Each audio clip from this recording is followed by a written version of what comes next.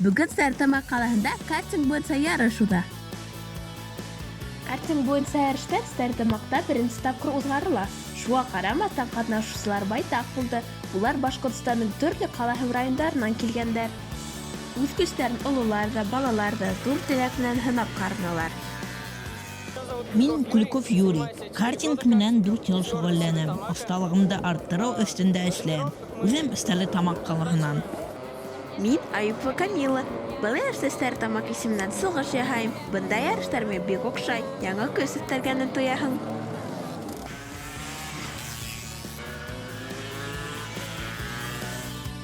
Сакырылган кунактар да, кала хакимияте кубогысы шәхси һәм команда беренчелегендә удышта катнашучылар да спорт байрамыннан бик канәгать булдылар.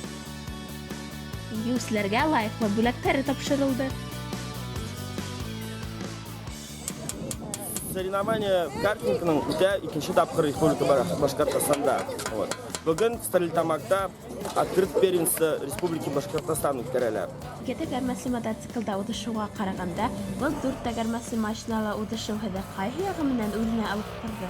Бу инде тизрәк поворотта, тизрәк урыннан кузгала. Спорттың әлеге төрендә башкорт малайларының исемдәре ишетелмәү күңелде бераз кырһала. Киләсәктә башкорт егетләренең дә тимер аттарда йөгәннәренә өмет бар. Мин бұл ярыштарда катнашырмын, сөки кызык, елдерге дә килә. Шәп йөрһә охшый миңа. Ошый машиналарда шәп кенә күренә. Шуның өчен мин ярышка теләр идем.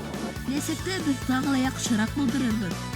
Киләсәктә зур өметтәр менән Ләйлә Тимергалиева, Ләйсән Сайфуллина, Стәрлетамак калаһы.